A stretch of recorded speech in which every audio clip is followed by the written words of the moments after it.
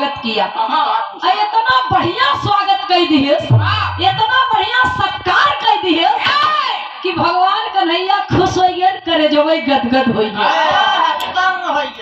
जब करेजा गदगद हो गए तो कहा वाह, राजा हो तो दुर्योधन की नहीं, राजा हो तो दुर्योधन की नहीं। दुर्योधन जैसा राजा न क्यों पैदा भगो, अब न क्यों पैदा। तब दुर्योधन भीतरे भीतरे फूलैला। भगवान कन्हैया के बतिया जो सुने तो भीतरे भीतर फूलै पचकैला। भगवान कन्हैया से के सवाल करता। कभी को बिरहा शैली में टेरी के भाव में लिखना पड़ा मास्टर साहब।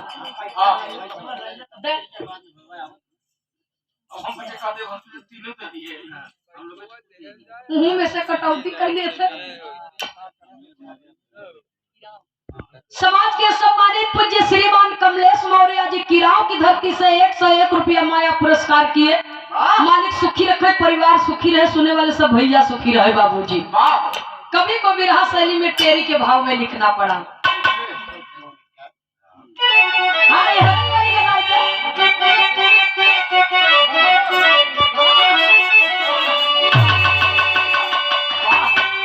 अरे राम बता जा हमसे आज बतिया, तो कौने कारण भइले चक्रधारी राजा, बता जा हमसे आज बतिया।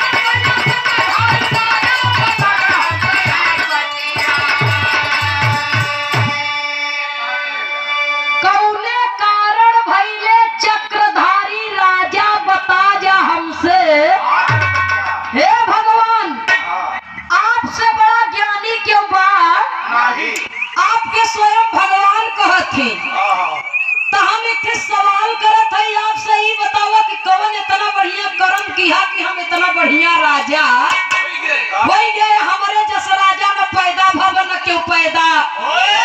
तब भगवान कन्हैया कहे, कहा कन्हैया ये दुर्योधन सुनिए बात, कहा कन्हैया ये दुर्योधन सुनिए ध्यान लगाई जी। ढेर दिनों के बात रही वह लड़काई जी। कहा कन्हैया ये दुर्योधन सुनिए ध्यान लगाई जी। पूर्व जन्म का बात रही उम्र लड़काई जी। 3 दिनों का भूखा प्यासा तेरे पितायो माई जी। चौथे दिन थोड़ा चावल का खिचड़ी नहीं बनाई। परसी गई 3 ही थार, हम पहुंचे बोले तही बार। थोड़ा हमका दे दे बाकी तू सब खा जा, बता जा हमसे ए दुर्योधन। पूर्व जन्म का बात बा, यह जन्म में तू सब भाई है, वह जन्म में माई बाप के एक लौता लड़का रहे। कर्म को भुक्त भोगी सबके होए की परत है यहाँ धरती पर। अगर बढ़िया कर्म किए है बाबूजी, बढ़िया काम किए है, दान पुण्य किए है, तो ये तोहार लोग कहती ना क्यों देखे चाहे ना देखे, लेकिन भगवान देखत है बाबूजी। तो अगर पुण्य तुहार यहाँ जन्म में खर्च नहीं हो पाए बा, तो अगले जन्म अगर तुहार होए तो वो पुण्य तोके जरूर मिले। और पाप किए है, अगर पापों का हिसाब नहीं पूरा हो पाए बा तो वो का भुक्त भोगी तो ही हो गए, दूसर क्यों ना होए। तो कर्म गति क्यों को टारे से टरत नहीं दुर्योधन। पूर्व जन्म में तुहार महतारी बाप बहुत गरीब रहे, भिक्षा मांग के दिन बितावत रहे। 3 दिन टहरत रही है। चौथे दिन कतौ से मांग के रच के चाउर ले आए, चावल ले आए और तनी से नमक पाए, दाल उहो नहीं। सीटी न दे भैया, ये खीरी बिरहा चलत है, हमें गड़बड़ी न हो, साउंड 1 नंबर का है। क्या बात है। चाउर मांग के ले आए, नमक पाए, दाल उहो न पाए। अब ले आए के ओकर खिचड़ी बनाए बिना दालिन के, खाली नमक और चाउर चुराई दी है। केला के पत्ता 3 जगह भोजन परसा गए तब तक हम पहुंच गए। बहुत भूखान है भैया, हम खिया देता तो तोहार माई बाप कहाँ है? एक तो 3 दिन को वैसे हम सब झूरा नहीं, एक ररा तो एक ररा एक तब से का जानी कहाँ से आएगी। अब हम पचे खुदे खाए न है।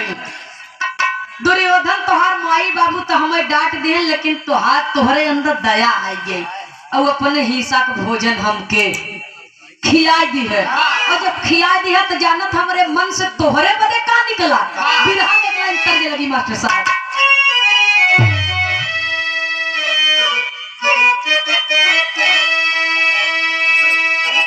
फिल्म का गाना बा, स्वर्गीय जनाब हैदर उस्ताद जी गाया करते थे।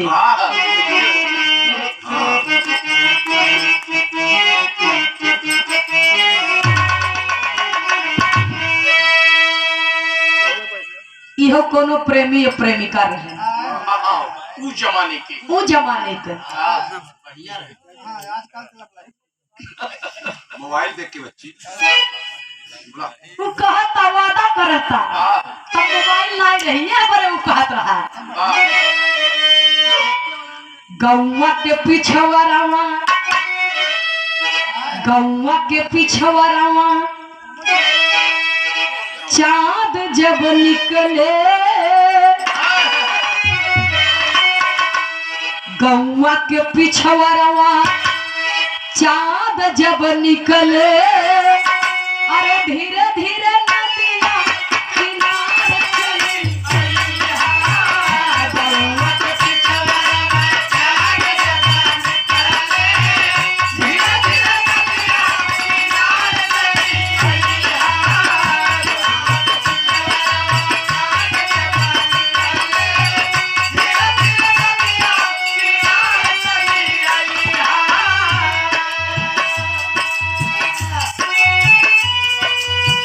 गौवा के पिछवरवा चाँद जब निकले, धीरे धीरे नदिया किनारे चली आई है। कहे नदी में पानी बहे मजे के कैसे हम आऊ? नदिया में पानी पानी रे पानी, नदिया में पानी भरल रही रानी, नैया पे होइते सवार करी रहिया, नदिया में पानी भरल रही रानी, नैया पे होइते सवार करी रहिया, नदिया में पानी भरल रही रानी, नैया पे होइते सवार करी रहिया। लेकिन भगवान कन्हैया कहत हन दुर्योधन से, बोले कन्हैया कन्हैया हो रामा,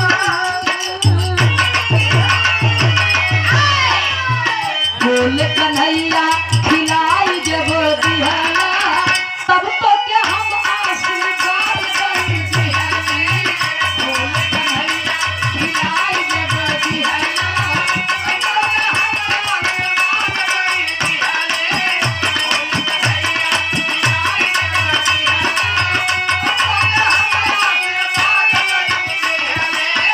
हमारे क्षुधा के बुझाई जब दिहाना, खुशियां बतो के आबाद करी दिहानी, हमारे क्षुधा के बुझाई जब दिहाना, खुशियां बतो के आबाद करी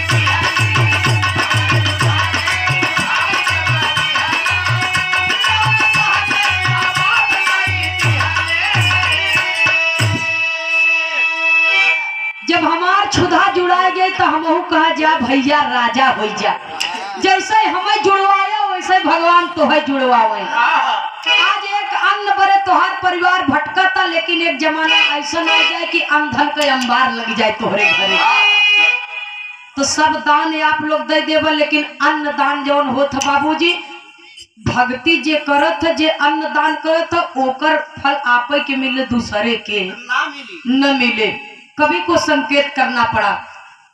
वही का देन है दुर्योधन, आज आप इतने बड़े राजा हो गए, केहू के खिया देव तो खियाओ व्यर्थ न जाए।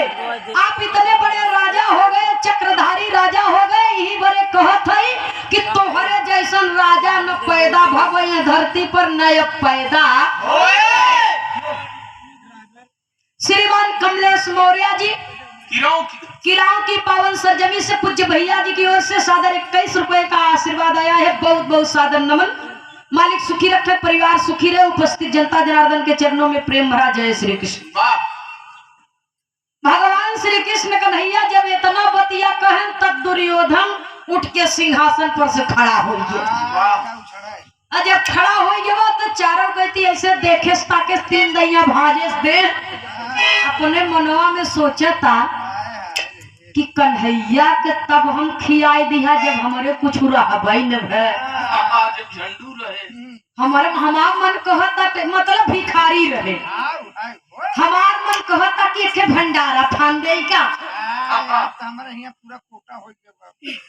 कन्हैया के हम अकेले खियाए रहे। अब 56 करोड़ अहिर के न्योता 56 करोड़ यदुवंशियन के न्योता इनके संगे संगे पूरे दुनिया में इनके बोलाऊ देवी देवता आवे उही में कितना यही खाबई करेगी तो ढेर खाथिन बे ढेर के पेट में गहिर होत है। हां भैया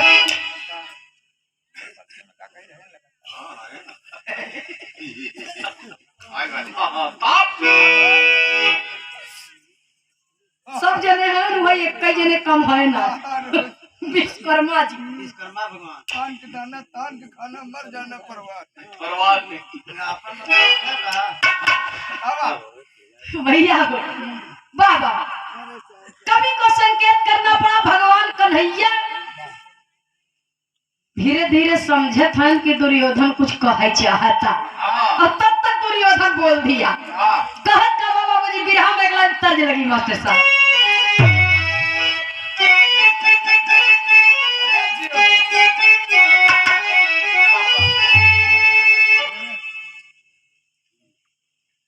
तारा गाना फैजाबादी के ही गाना रहा। हाथ में मेहंदी मांग से मुरी बर्बाद कर रवा हो गया। लेकिन प्रयाग और प्रतापगढ़ के खाटी ही गाना रहा। कथरी तोहार नहीं नौटंकी के मशहूर कलाकार राम सिंह जी रहे के गावत रहे। अरे कथरी तोहार नहीं जे करई गुजारा कथरी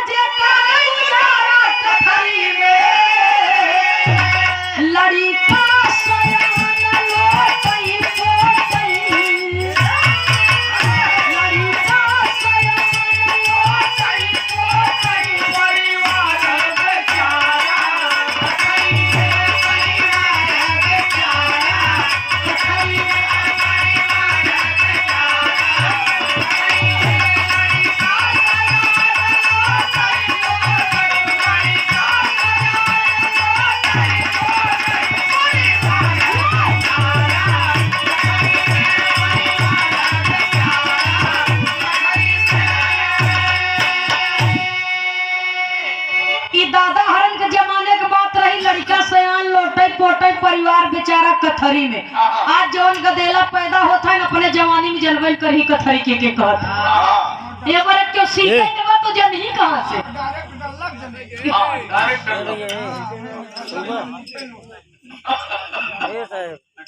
समाज के सम्मानित श्रीमान जवाहिर यादव अलावलपुर से सादर 50 रुपया माला पुरस्कार किए। मालिक सुखी रखे, दातार सुखी रखे, परिवार सुखी रहे, सुने वाले सब भैया सुखी रहे। बाबूजी दुर्योधन भगवान कन्हैया से कहा अब हम भंडारा फाड़ के नहीं 56 करोड़ यदुवंशियन के न्योता। तब भगवान कन्हैया दुर्योधन के दरवाजे से जब जाए लागन तक कह के जात है अरे घनश्याम कहा दुर्योधन से बात समझ नहीं पाए तोहरे मगरूर हो गया। 56 करोड़ हिरखियो बने तब तोहरे तनी हिम्मत नहीं ले राजा महाराजा होबे अपने घरे को होबे कहत का है अरे घनश्याम कहा दुर्योधन से अब द्वारे आवनवा ना होई हो द्वारे आवनवा ना होई हो द्वारे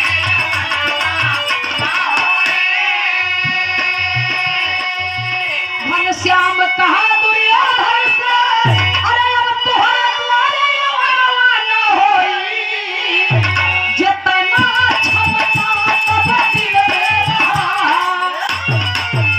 जितना क्षमता तब दिल में रहा अब उतना वजनवा ना होई हो उतना वजनवा ना होई हो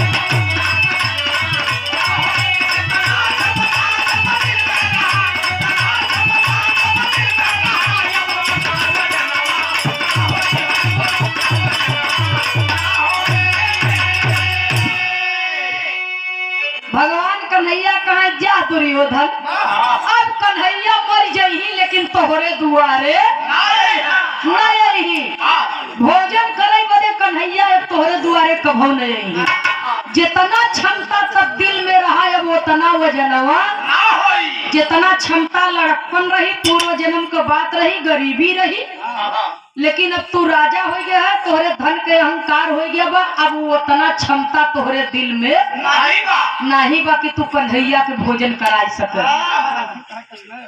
दुर्योधन कहे काहे नहीं अब तो जबरी उठवा लिया भगवान कन्हैया इतना बतिया सुन चल दे कहा जाए अब तू भंडारा फाने देखो तो भंडारा यार भंडारा फन ये चिट्ठी बट ये सब तब और जब भंडारा के दिन आएगी जौने दिन पूरी खा के भोजन करे के सब आए बाबूजी पूरी दुनिया आवत है एकदम भीड़ लगी जाता दुआरे पर मिर्जापुर तक मनाई आएंगे हर हर भंडारा थोड़ा रहा विश्व स्तर का भंडारा रहा मामूली भंडारा नहीं रहा पूरे दुनिया के लोग यहाँ आए और जब आए बाबूजी तब कन्हैया के इंतजार होता कि जब तक कन्हैया ने आई तब तक भोजन ही न कराई जाए केहू के अब कन्हैया जी जब चले तो कैसे चले कभी तो संकेत करना पड़ा बिरहा में एक लाइन तर्ज लगी मास्टर साहब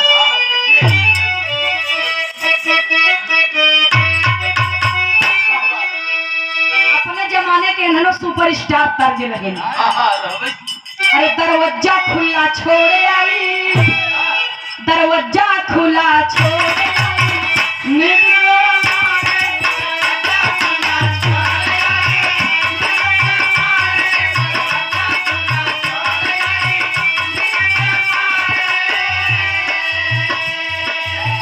रात मोर सैया रानी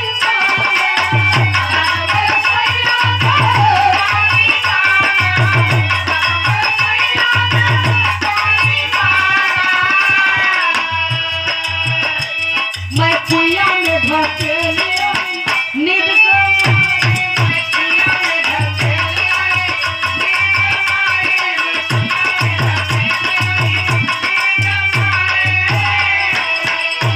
लेकिन मुरली मनोहर भगवान श्री कृष्ण कन्हैया तोहरी लीला बड़ी गजब है मालिक चले तो कैसे चले दुर्योधन का अहंकार तोड़े बदे भक्ति का सम्मान रखे बदे चले अरे भिखारी बन के आई गए भिखारी बन के आई गए मोहन दुआरी भिखारी बन के आई गए मोहन दुआरी भिखारी बन के आई गए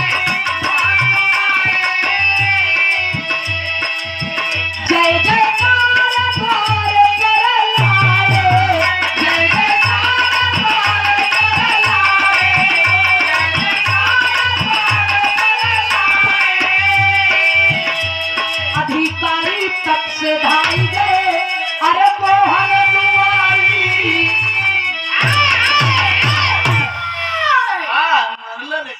फटा पुराना कपड़ा तन पर एक मैलही कुचैलही झोली बाबूजी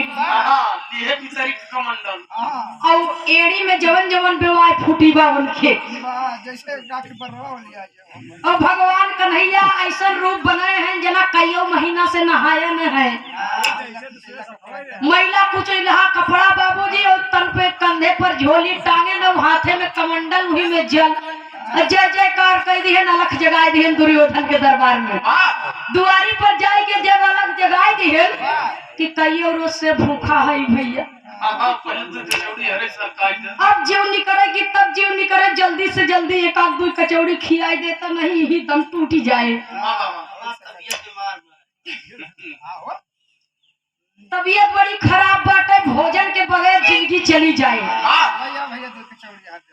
जल्दी से खिया देता भगवान तो है ऐसे बमाई के रखे। इतना बतिया बाबूजी कहत है बार बार अलख जगावत है। राजा दुर्योधन की जय हो, राजा दुर्योधन की जय हो। अब दुर्योधन जब इतना बतिया सुनता तो कहता देखो जरा कौन दरवाजे पर पुकार रहा है। एक ठे सिपाही जाके बतान महाराज कोनो भिखारी आई बा। एकदम कम हाथ है नहायो है नहीं। अब मार माछी भिन भिन भिन भिन करत है और खाए बिना मरी रहा बाटे। वो कहता खियोबो न तो अब जिंदगी चली जाए। कहता हमारा एक आध लोग पिसना योगा किया दे साले। किसान नहीं तो उन्हें ले खाली सलाद भर खियाई दे। ये दुर्योधन के दरबार में रहे। दुर्योधन तो साफ है। यार तू चुतिया ना आया का। चुतिया समझता है। वही कभी को संकेत करना पड़ा दुर्योधन। एक दाई सुने, दो दाई सुने, तीन दैया सुने। जब चौथी बार भिखारी रूपी कृष्ण जी आवाज मारे तब दुर्योधन गुस्साए जे और गुस्साए के अपने सिपाहियों को आदेश दे दिया कि सिपाहियों ये भिखारी बहुत मूर्ख है। समझ नहीं पा रहा है। बात को समझ नहीं पा रहा है। हमारी प्रतिज्ञा टूट जाएगी। अब हम प्रतिज्ञा की है जब तक द्वारिकाधीश न आ जाएगी, जब तक कृष्ण जी नहीं आ जाएंगे तब तक भंडारा का दरवाजा न खोला जाए क्यों भोजन न पाए। लेकिन हमारी प्रतिज्ञा ये भिखारी भंग कर दे एक टंगड़िया पकड़ के ले जाता पवारी उते ले जा कुछ दूरिया कह जाओ। जब इतना बतिया सुने सिपाही तो राजा के आदेश बा चले कैसे चले? जब कैसे चले तो बिरहा में पपट के लाइन में कभी को संकेत करना पड़ा।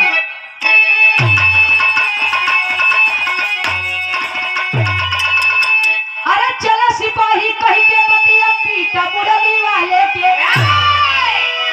ये चले सिपाही कही के बतिया पीटा मुरली वाले के और पैर पकड़ के काफी दूर घसीटा मुरली वाले के।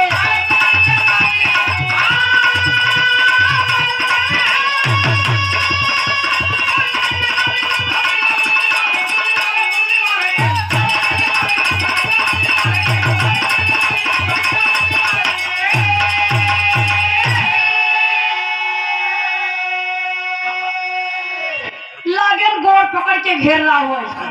तब कन्हैया कहत है कहे कन्हैया छोड़ जियरा सहले बहुत कसाला हो। ये भाई ऊंचे खाले काकर पाथर वे पड़ी गई ने छाला हो। अरे बाप रे खेलना गेठुना फूटा मुरली वाले के अब कपड़ा ऊपर पड़ा लहू का छीटा मुरली वाले के। सिपाही पकड़ के लागन टंगड़ी घेर रहा हुआ। जब टंगड़ी पकड़ के घेर रहा हुआ लागन बाबूजी तो घेरावत के लेके चला जाता है नेकी ओकी भगवान कन्हैया पलटत है। और काकर पाथर वर पताही सर पताही अड्ढा गड्ढा जब नहीं पड़ता उछाल उन्होंने एक को माना था और घेरा के लेके चला जाता है। उन्होंने सोचा था नेका जितनी दूरिया कहियो वो तो नहीं हमारा जीव छूटा रहे ना साथ फिर आ जाए निचके रहे तो हम लोग यही करे तो कुकुर बहो सिपाही जब बाबूजी घेराए पड़ा है और मजे में दुनिया भर लेके चला गए। जब मजे की दुनिया भर लेके चला गया तो ककरे पत्थरे के रगड़ से भगवान श्री कृष्ण कन्हैया जी का खेहुना गेठुना फूट गया। आलू छिला जैसे। और जब खेहुना गेठुना फूट गया उनके कपड़ा पर लहू के छींटा पर गया हथवा जोड़ के कहत है भैया बिना खाए मर जा। आज के बाद तोहरे राजा के दरबार में कभो ने आओ भाई जियरा छोड़ी दे। छोड़ दे भाई, हम कचौड़ी न चाहे। हमार पूरी कचौड़ी न चाहे, हमार जीव छोड़ दे। तोहार सबके कुछ नहीं बिगाड़े है, तोहरे राजा वाली हो गई है। तोहार राजा आदेश दिए, तू सब उनकर वाली निभाई दिए, हमार जीव छोड़ दे भाई। अरे भगवान कन्हैया जब इतना बतिया कहत है, बार बार अर्ज लगावत है, सिपाही कहाँ है यार, जाए दे वैसे मरे पर आवे, पता नहीं एक अब जीव निकले कि तब निकले। पापी कहूँगा, गरीब के जान मार के का फायदा पाऊंगा। चला चली जाए दे। भगवान कन्हैया के छोड़ के सिपाही चला आयन बाबूजी महल में। यह खाए वालन ने उतारी करेला लगावा, और भगवान कन्हैया का करत है। आल्हा के लाइन में कवि को संकेत करना पड़ा।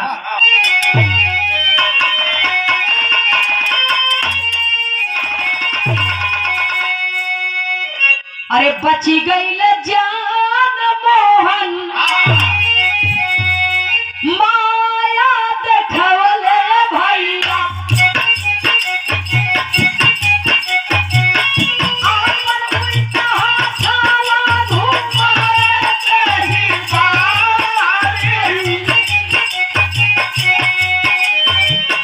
ओ हरे कृष्ण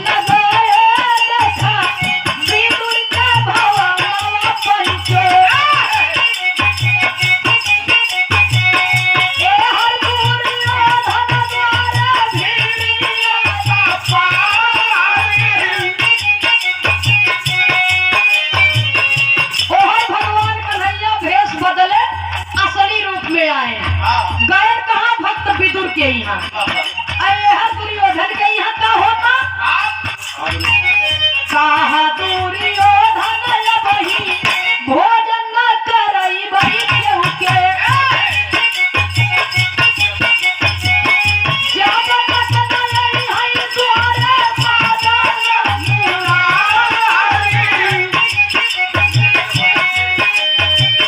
धीरे धीरे भोजन के हो गई सफैया बाबू झूठे सब लोग तब बचावन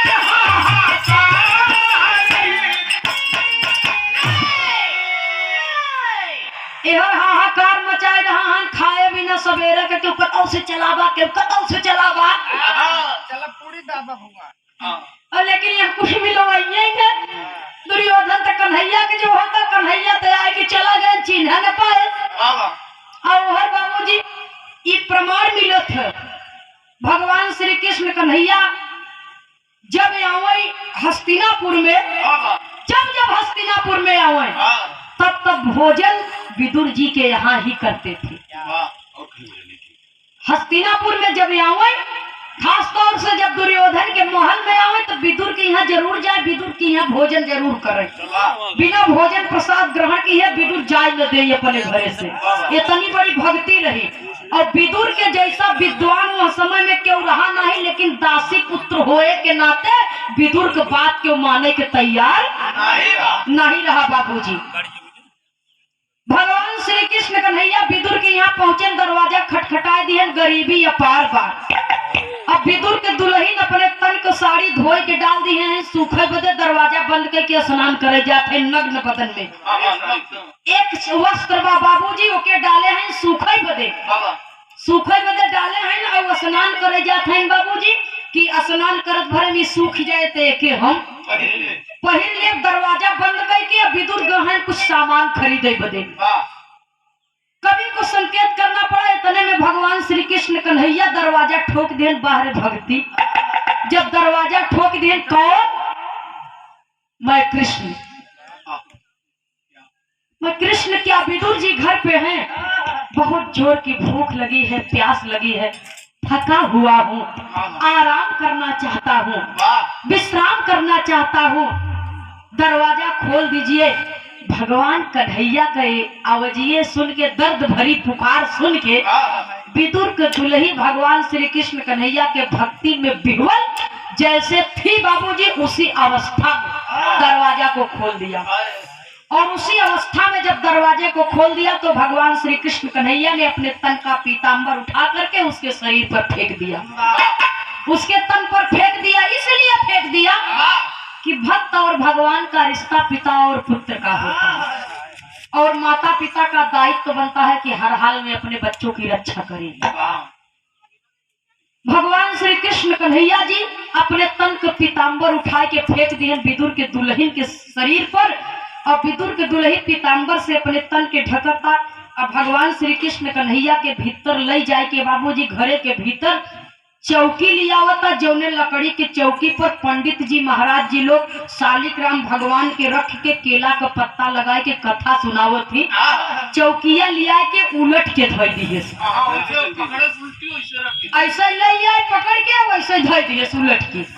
भगवान बैठा, भगवान कन्हैया के बैठावा था। भगवान कन्हैया ने कहा था कि सोझिया ले के जैसे उधरे वैसे वो बैठो गए। और जब बैठ गए बाबूजी तो भगवान कन्हैया कहथन भूखा है कई दिन से, तो सोचा था कि काठी आइए नहीं जल्दी जल्दी में कुछ मिले कृष्ण जी के खियाई दे, भगवान के खियाई दे। कतौ गगरी में टोवता, कतौ गगरी में टोवता, कौनो गगरी में दाल किसान है खियावे का। वही बाबूजी भगवान की मूर्ति घर में लगी है, वहीं पर केला फल चढ़ावा जौन कुछ बा वही के ले आई के। भगवान कन्हैया के प्रेम में भक्ति में इतनी लीन है कि केलवा छीलता, छिलकवा खियावता, गुझवा फेंकता। बहेरवा छिलका खियावता, फेंकई वाला चीज खियावता, खियावे वाला चीज फेंकता। ई भक्ति देख और भगवान खाता प्रेम से। और तब तक विदुर जी साग भाजी लेके बाजार से और जब आ गए तो झांकत हन कि हमारे भीतरा से घरवा के भीतरा से केला काहे फेंक जाता। और जब झांकत हन तो अपने दुल्ही के देखत हन, कहत हन ले सदा बर्त लुटावत हो खाए के हइये न फेंकत है न खियावत के कहन। जब ध्यान से देखे तो भगवान है।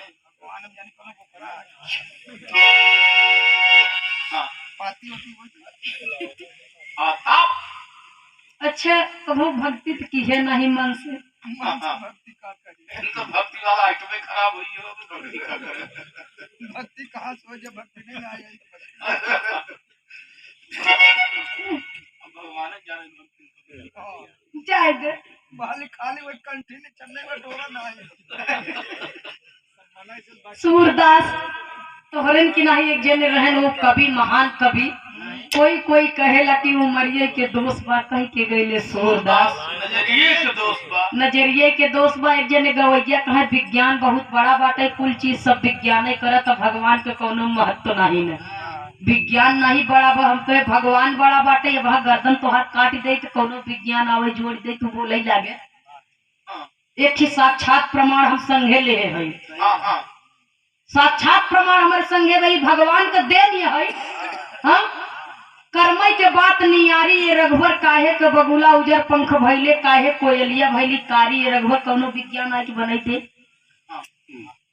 यहाँ समझ सब काम अम्बेडकर साहब कह रहा है। गेहूं चाउर वही बनाए हैं। हाँ, नहीं बनाए हैं। अरे हमारे यहाँ कृष्णराज में अम्बेडकर से बम चलवाए।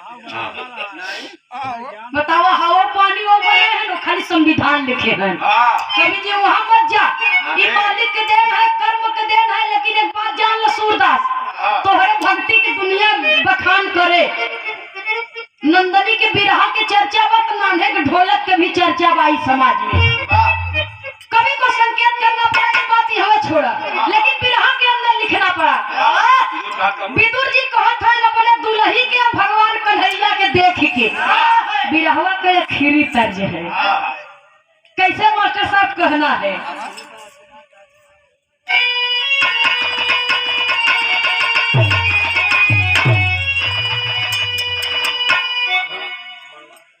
भगवान श्री कृष्ण कन्हैया और अपने दुल्ही के देख के विदुर जी कहत है,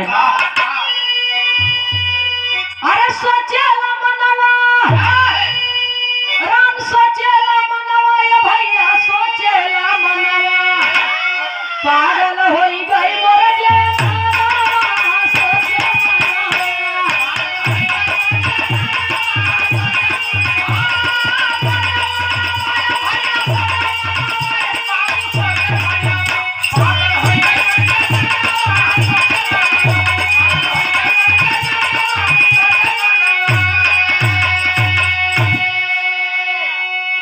इतर जो वही रहा जो पुरखा पुरनिया लोग गावत रहन कि अब न मिली है भाई, अब न मिली नेनुआ के तरकारी। अब ना मिली। यही बारे तो कभी खेमराज यादव जी कहत थी सब दिन मिली है भाई, सब दिन मिली नेनुआ के तरकारी। सब दिन तब नहीं मिलता है, अब तो हर सब्जी सब हर महीने मिलता है।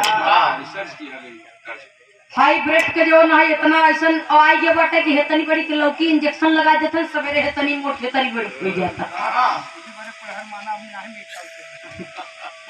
भैया हो। लेकिन विदुर जी कहत है कहा विदुर पागल भय तो हम यू गईली पगलाई।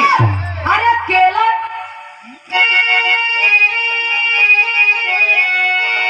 कहा विदुर पागल भय तो हम यू गईली पगलाई। अरे केला के छिलका खाया तो उल्टी चौकी पर बैठाई। कृष्ण बोले तब बयानवा सोचे मनवा। कहा कृष्ण ये झूठा बात है नहीं तो हम खाता। अरे एकर लज्जा बहुत बराबर मन ही मन पछताता। कृष्ण उपमा का दे समानवा सोचे मनवा। ए विदुर जी गुस्सा जिन पागल हम नहीं है, पागल तो दुर्योधन हो गया भा। कहे सुन ये आखिरी बचा बा वो हम जुठा दिए ना तो खिया दे तब समझ में आवत कितना बड़ा स्वाद कितना बड़ा लज्जत एकर बा। यही सम्मान के खातिर जानत है आज घटना कितनी बड़ी घटी बा हमारे संगे बता रहे हैं। मान के मकुनी बहुत है अपमान के मेवा माटी। अरे दुर्योधन घर मेवा प्यारा साथ घर चाटी खाटी राम हित कारण नहावा सोचे।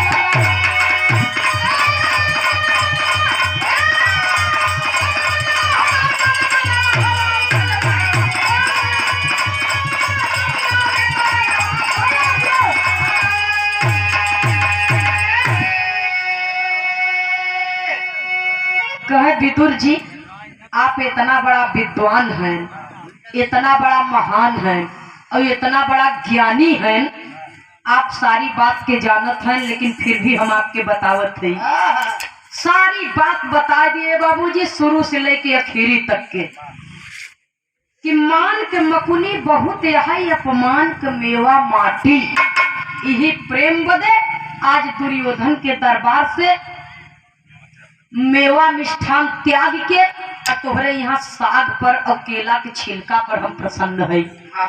इसलिए कि जहाँ मैं तहाँ मैं नहीं। मैं माने घमंड होता है, मैं माने हम भी हूँ। मैं भी हाँ तो जहाँ मैं तहाँ मैं नहीं। जहाँ अहंकार बा वहाँ हम नहीं है। नहीं है। भगवान श्री कृष्ण कन्हैया के बतिया सुन के विदुर जी दंडवत प्रणाम किए और कहते हैं कि धन्य भाग हमारे जो आप हमारे दरवाजे पर। तब से ही कहावत चली गई बाबूजी की मान के मकुनी अपमान के मेवा। मान सम्मान से अगर एक चुटकी मट्टी मिल जाए बाबूजी तो वो लाखों करोड़ों मेवा मिष्ठान के समान है। और अपमान से मेवा मिष्ठान खियावा के तोहरे दुआरे आ जाए बहुत बड़ बड़वार में नहीं है। ओके पानी दे दे गुड़ जिंदा रसगुल्ला दे दे कसम है। हाँ बढ़िया से ओके पानी वानी फ्रिज के दे दे रसगुल्ला दे दे। ए तनी नहीं चाव पिया दे हम आवत है घरे सहेजत है। हाँ नहीं तनी चाव पिया दे हम आवत है ओहर जात है नहीं जा चाहिए पिया दो झपा मारू। वो ऐसे ओहर में घूमत है करत है सस में ऐसे वागन देखत है लगन चटकी फुर्सत मिलते हैं अटे। अब जाता है दुआर करे मेहरुआ भीतर से कहते न लिया नहीं जाता वो नहीं हवाई दिए जुआर पर नहीं लिया जाता है रास्ता में हवाले है। तो पीठ कह के बैठ जा बाबूजी जे हित नाता आएगा रिश्तेदार आएगा ओके रसगुल्ला का पानी पिया तो तोहार रसगुल्ला बेकार बा। अब प्रेम से दो बात बोल दी है बाबूजी तो खाली एक गिलास पानी दे दी है तो समझ ही लगे तोहरे दरवाजा पर होकर आओ सफल बा और मनई बन के पैदा हो तोहार सफल बा। भगवान श्री कृष्ण कन्हैया जी कहत हैं कि एक चुटकी मिट्टी भी प्रेम से अगर मिल जाए तो मेवा मिष्ठान से बढ़ के बा। और लाखों मेवा मिष्ठान मिले अगर अपमान हो गए विदुर जी तो वह जगह पर वहाँ का धन वहाँ का मेवा मिष्ठान कौनो क्रिया के नहीं बा। यही बदे हम चला आए आपके दरवाजे पर। आपका प्रेम ने मुझे बांध दिया है और मैं आपके प्रेम में बधा रहूंगा जन्मों जन्म तक। और वहाँ दुर्योधन के यहाँ जब जनता हल्ला मचावे लगी कि सबके अपमान करे बदे अपने दुआरे बुलाए बहे, जा दुर्योधन तोहार नाश हो जाए। यही भूख तुम्हारा गदेला तड़पत है, बुढ़ापो तड़पत है, जवानों को दशा खराब ही होता।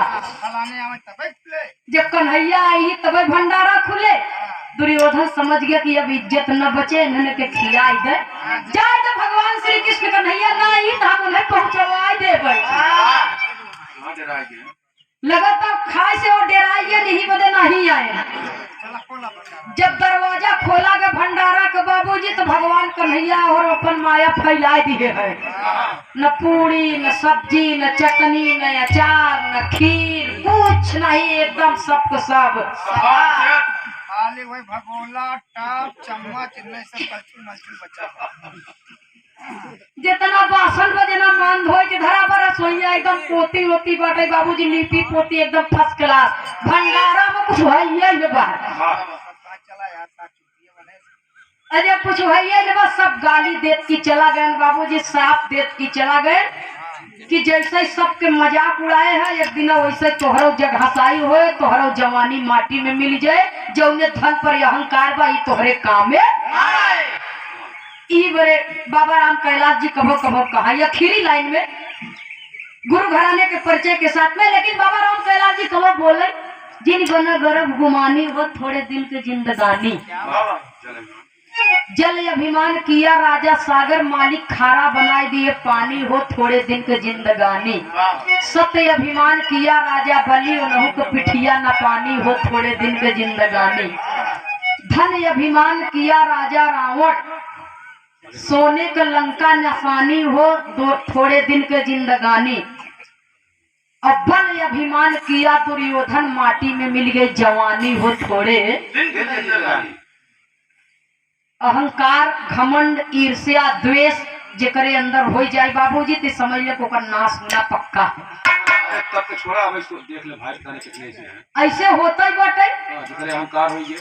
और एक बात यह जान ला, रुपया के गर्मी सब बर्दाश्त नहीं कर पाते, तीनों जात बर्दाश्त करत हो के छोड़ा विराम करना है।